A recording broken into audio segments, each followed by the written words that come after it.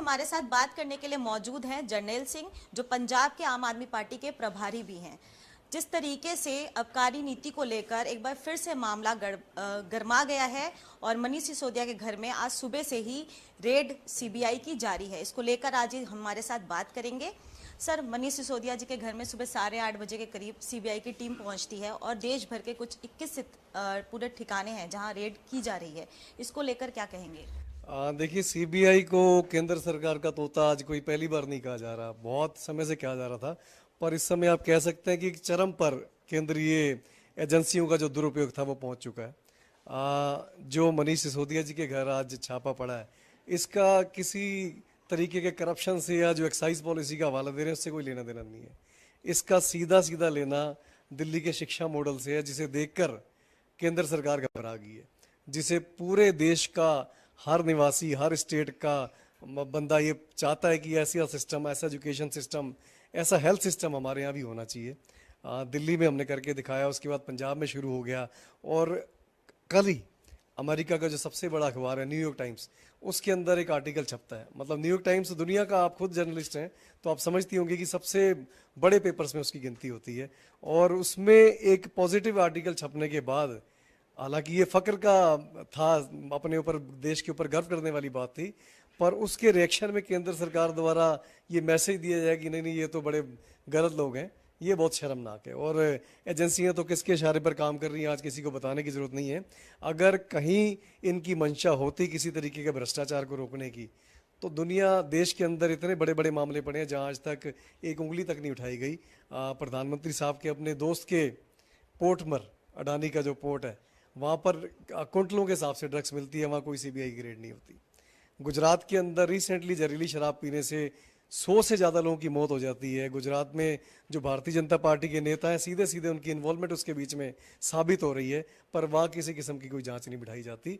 तो ये सीधा सीधा संदेश देना चाहते हैं कि हम आम आदमी पार्टी से डर रहे हैं और हम जितना नुकसान पहुँचा सकेंगे इनको पहुँचाएंगे। सर, पंजाब के मुख्यमंत्री भगवंत मान ने ट्वीट करके कहा है कि मनीष सिसोदिया अभी तक के इतिहास के सबसे अच्छे शिक्षा मंत्री साबित हुए हैं, लेकिन बीजेपी है वो कह रही है कि इस तरीके की बातें कहना कितना मतलब सकारात्मक है, क्योंकि जांच आबकारी नीति की हो रही है, ना कि स्कूल पॉलिसी के, एजुकेशन पॉलिसी की।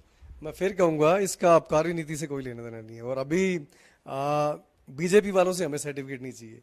बीजेपी को आम आदमी पार्टी दिल्ली में 3 बारी धूल चटा चुकी है। अभी रिसेंटली 2020 का इलेक्शन हुआ है, 70 में से 62 सीटें हारे हैं। उसके पहले 70 में से 67 सीटें हारे थे। तो जवाब दिल्ली वाले अपने आप बीजेपी को दे देते हैं कि हम आम आदमी पार्टी के काम से खुश हैं, हम अरविंद केजरीवाल जी के इस मॉडल से खुश हैं, हम मनीष सिसोदिया जी के बनाए स्कूलों से बहुत खुश हैं। और सिर्फ दिल्ली वाले नहीं, दिल्ली के बाद पंजाब वालों ने भी इस चीज़ पे मोहर लगा दी कि हमारे असली मुद्दे यही हैं।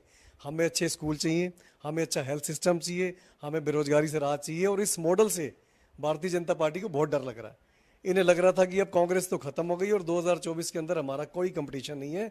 जबकि इस मॉडल को देखने के बाद, लोगों के बीच में इसकी लोकप्रियता देखने के बाद, आज पूरा देश ये चाह रहा है कि ऐसा सिस्टम, ऐसा शिक्षा का मॉडल हमारी स्टेट के अंदर भी हो। हर देशवासी चाह रहा है। तो उस पसंद, जो लोकप्रियता बढ़ रही है अरविंद केजरीवाल जी की, आम आदमी पार्टी की, उस लोकप्रियता का ये डर है जिसके बदले ये छापे पड़ रहे हैं सीबीआई के। इसका एक्साइज पॉलिसी से कोई लेना देना होता, शराब से कोई लेना देना होता, तो सबसे पहले सीबीआई जांच गुजरात में होती।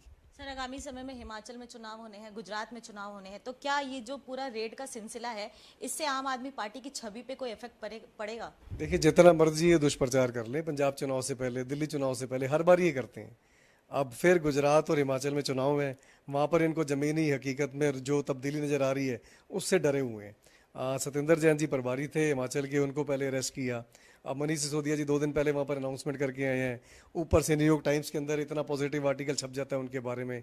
और 2 दिन पहले अरविंद केजरीवाल जी ने एक अनाउंसमेंट कर दी कि मैं 130 करोड़ भारतीयों को ये आह्वान करता हूँ कि आप सब इकट्ठे हो और हम सब इकट्ठे होकर देश में शिक्षा को बदलेंगे, देश में अच्छे हेल्थ सिस्टम को डेवलप करेंगे, देश की किसानी को सुधारेंगे, देश के रोजगारों को, बेरोजगार लोगों को रोजगार देंगे, महिलाओं को एक अच्छा सम्मानपूर्वक जीवन दिया जाए उसके लिए काम करेंगे।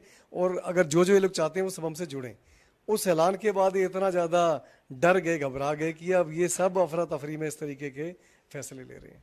सर, आज से 2 दिन पहले ही मेक इंडिया नंबर 1 की शुरुआत की गई।